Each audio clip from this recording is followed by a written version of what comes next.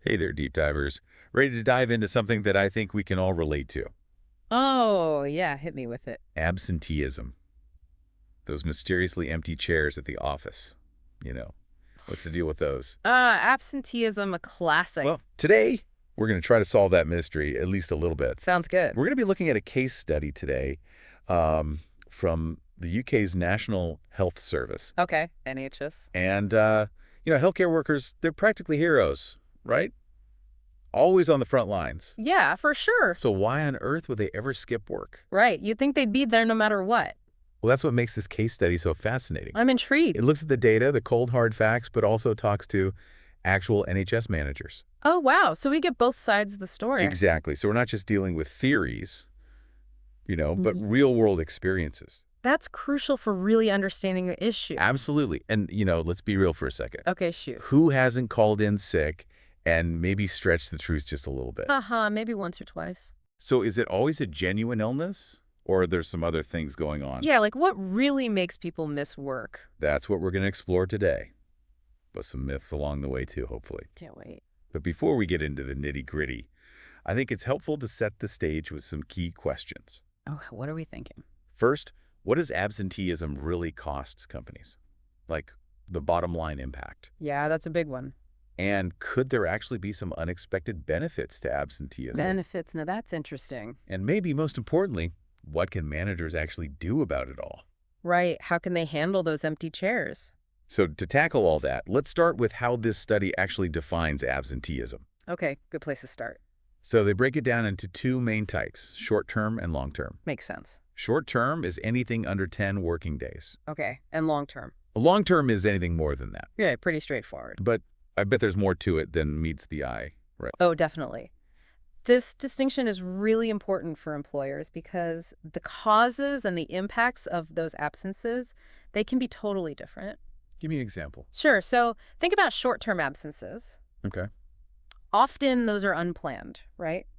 Sudden illness, family emergency pops up. Oh yeah, life happens. Exactly. And yeah, they disrupt the workflow, but they're usually easier to manage. You just kind of shuffle things around, cover for each other for a day or two. Yeah, exactly. But long-term absences, those are a whole different ballgame. Boy, I bet those get tricky. They do. They tend to be more serious issues, Mhm. chronic illnesses, major surgeries, things that require someone to be out for a while.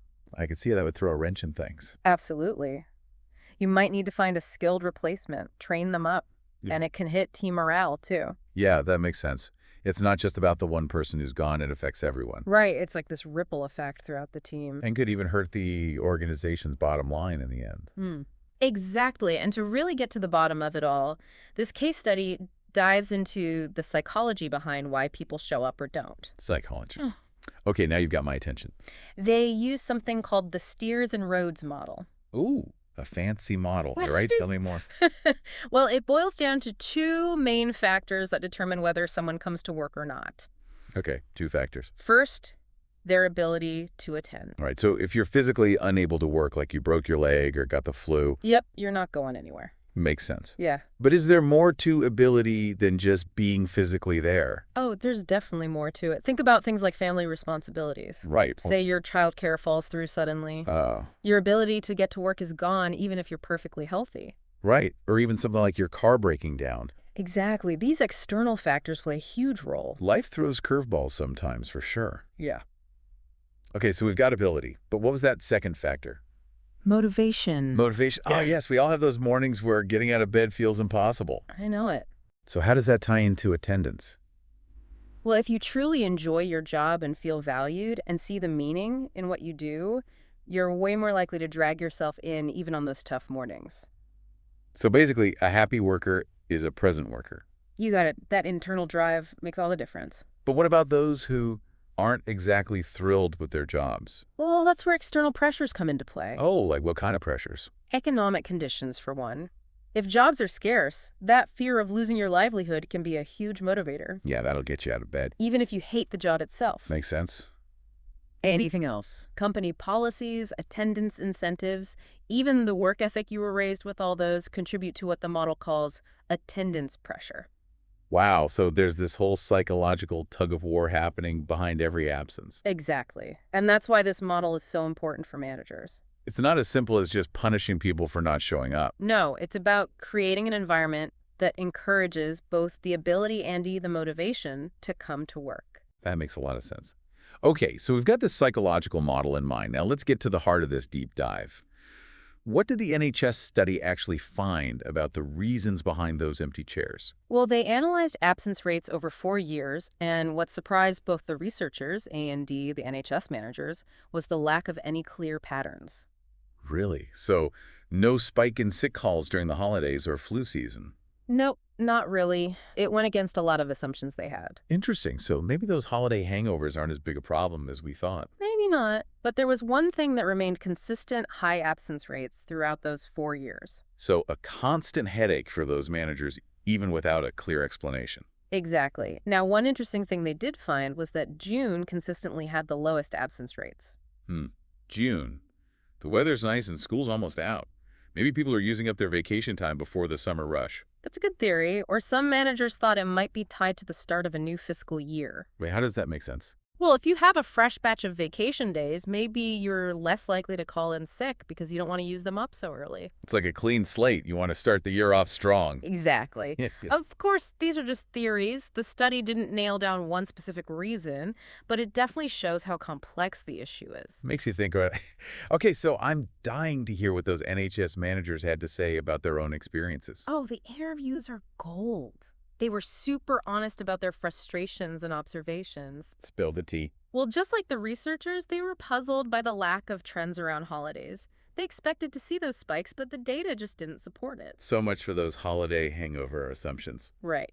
But then we have the interesting case of the diarrhea and vomiting code. Ooh, that sounds juicy. Tell me more. Well, managers noticed a pattern of people calling in sick with this specific ailment, and let's just say they weren't convinced about every single case. Ah, the classic 24-hour bug that magically appears after a big night out. You got it. It just shows how tough it is for managers to know the real reasons behind every absence. They have to rely on what people tell them, and Yeah, sometimes, well, let's just say there's room for creativity. exactly. What else did they share? They talked a lot about their frustration with what they saw as lenient policies. Okay. They felt powerless to deal with those chronic offenders, the ones calling in sick every other week. Yeah, I can see how that would be frustrating. It impacts the whole team and the workflow. And it wasn't just the emotional toll. Oh, well. They talked about how much time they wasted trying to find replacements. Oh, yeah, scrambling to cover shifts. Exactly, and often they ended up doing the work themselves, which took them away from their main responsibilities. So absenteeism creates a ton of extra work for everyone. Exactly. It's like this domino effect of inefficiency. Right. But here's something that might surprise you. The study also hints at some potential upsides to absenteeism. Hold on. Benefits to absenteeism. Didn't we just talk about how much it costs and disrupts everything? We did, but what if instead of always seeing it as negative, we see it as a sign of something deeper? Okay, I'm listening. Maybe it's a symptom of some underlying issues that, if we address them, could actually make the work environment healthier and more productive. So, like, absenteeism is the canary in the coal mine, alerting us to problems we need to fix. Exactly. Okay. For example, high absenteeism rates could mean there's a lack of work-life balance, Or that management practices aren't great. or even workplace hazards that are affecting people's well-being. So if we just focus on punishing people for being absent without fixing the root causes, we're not really solving anything. It's like putting a Band-Aid on a broken bone. Right, you're covering up the problem, but it's not going to heal properly. And this case study even mentions some unexpected benefits. Like what? Well, for one, it emphasizes the importance of recovery time. Okay. If someone is genuinely sick, forcing them to come in just makes them sicker, and they might spread it to others. Yeah, nobody wants to be that person who gets the whole office sick. Right, and think about workplace safety, too. If someone is tired, stressed, or burnt out, they're more likely to make mistakes, especially in a job where safety is critical. Yeah, true. So taking time off can actually prevent accidents. Exactly. It's like a safety valve releasing pressure before things get really bad. So it lets people take care of their physical and mental health, deal with family stuff, and prevent burnout. All of which leads to a more engaged and productive workforce in the long run. I'm starting to see the other side of the coin here. But let's not forget those costs we talked about. Oh, yeah, the financial hit. Right. This study mentioned a pretty scary statistic. They said even a 1% absence rate can cause a 2.5% drop in production. Ouch. That's a big chunk of productivity gone. And that affects the bottom line directly. For sure, you've got to think about finding and training replacements, managing overtime for everyone else, and maybe even losing business because of delays and disruptions. It adds up quickly. So it's a tough balancing act, isn't it? It is. Weighing the benefits of letting people recover and prevent burnout against the costs of losing productivity. That's where good absence management comes in. So it's not just about cracking down on every absence. No, it's about understanding the situation, addressing the root causes, and creating a culture that values both employee health and organizational success. Finding that sweet spot. Exactly. So we need to go beyond just seeing absenteeism as good employees versus bad employees. Right. It's more complex than that. We need to understand the reasons behind it and find strategies that help everyone. Well said. It's about seeing the bigger picture. Absolutely. It really is about understanding the whole story, isn't it? Not just looking at those empty chairs, but the people behind them. And their reasons for being absent. And this case study being about the NHS, it makes things even more complex. Oh, yeah, definitely. Public sector organizations, especially healthcare, they face some unique challenges when it comes to absenteeism. Like what kind of challenges? Well, for one, they tend to have more generous sick leave policies than private companies. That makes sense. Healthcare workers are under a lot of stress. They're exposed to illness all the time. Exactly. It's important for them to recover, not just for their own health, but for patient safety, too. Right, you don't want a burnt-out doctor treating patients. But I guess there's always a flip side to those policies. There is, as with anything well-intentioned, they can lead to higher absence rates if they're not managed carefully. So it's back to that balancing act. Yep. Keeping employees happy and healthy, but also making sure the organization runs smoothly. And the NHS study really emphasizes that you need clear policies, consistent communication, and a culture of accountability. Accountability, that's key, isn't it? It's not about being punitive, but making sure everyone feels responsible for their attendance. But also that they feel supported when they do need to take time off. Exactly. Striking that balance between compassion and responsibility. Now, remember how we talked about June having the lowest absence rates? Yeah, the researchers and managers had some interesting ideas about why that was. Right, beyond your theory about people using vacation time before summer? Hey, my theory was solid. It was. But some managers thought it might be because of the start of a new fiscal year. A new fiscal year, how does that tie in? Well, imagine you've got a brand new batch of vacation days, a clean slate. Okay. Maybe that makes you more likely to come to work because you don't want to use those days up so quickly. It's like a fresh start. You don't want to mess it up by calling in sick. Exactly. Of course, these are just theories.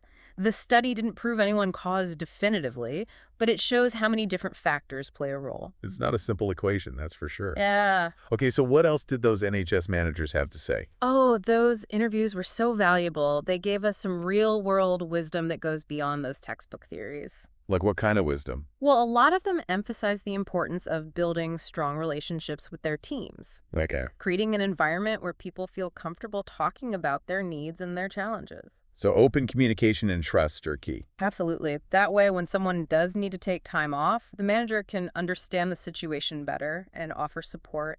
It's a more human approach than just looking at numbers on a spreadsheet. Exactly. And some managers also talked about how important it is to spot signs of burnout early on. Burnout's a big one for sure. It's a huge contributor to absenteeism.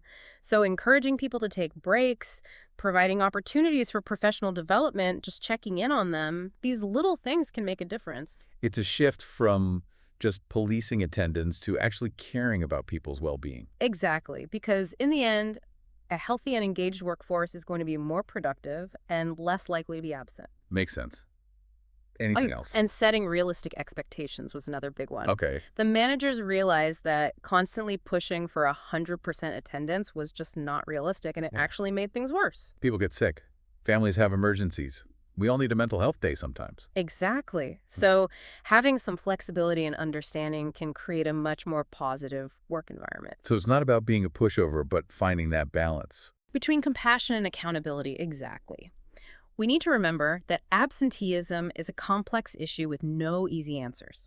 This deep dive has really changed the way I think about absenteeism. How so? I used to think it was just about lazy workers and annoyed bosses. Ah, the classic stereotype. But it's so much more than that. It's about individual needs, organizational dynamics, and even societal pressures. It all ties together. And it reminds us that there's a person behind every absence with their own story and challenges. Right. And as managers, as colleagues, even just as individuals trying to balance our own lives, We need to be empathetic and understanding. We need to look beyond those empty chairs and see the bigger picture. Well said.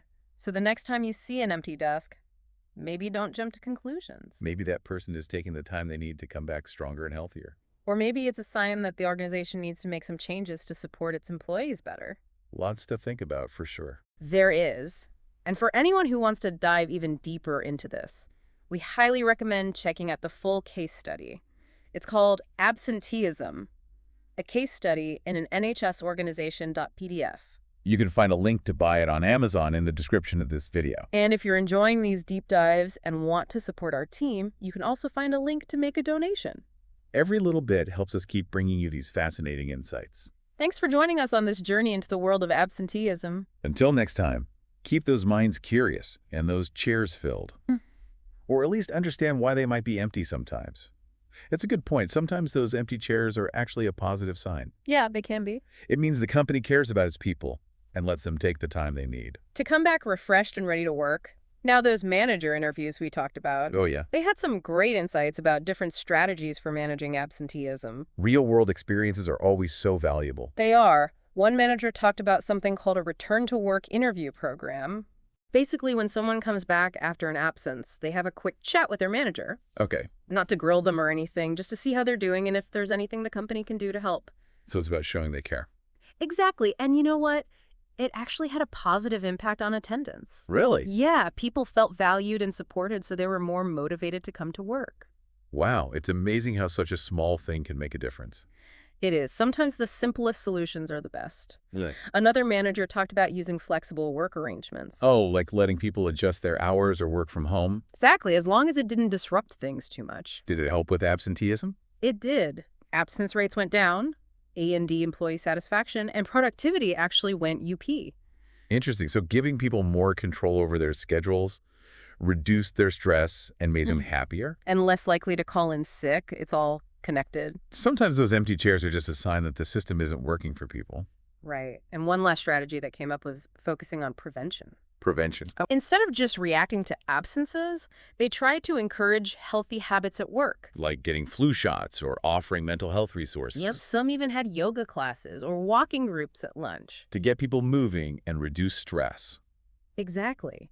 It shows that the company cares about well-being and it helps build a more positive atmosphere. So it's not just about managing absences, it's about creating a culture of well-being. Well said. This deep dive has been so eye-opening. I'm glad. I thought absenteeism was just a simple issue, Yeah, it seems that way at first. but it's so much more than that. It's about people and their lives and how work fits into all of that. It's about understanding those empty chairs and the stories behind them. Exactly. And as managers and colleagues, we need to be empathetic and supportive. We need to remember that everyone's going through something and sometimes they need a break. This deep dive has definitely given me a lot to think about. Me too. And for anyone who wants to learn more, we highly recommend reading the full case study. It's called Absenteeism, a case study in an NHS organization.pdf. You can find a link to buy it on Amazon in the description of this video. And if you enjoyed this deep dive and want to support our team, you can find a donation link in the description as well. Every contribution helps us keep bringing you these deep dives. Thanks for listening, everyone.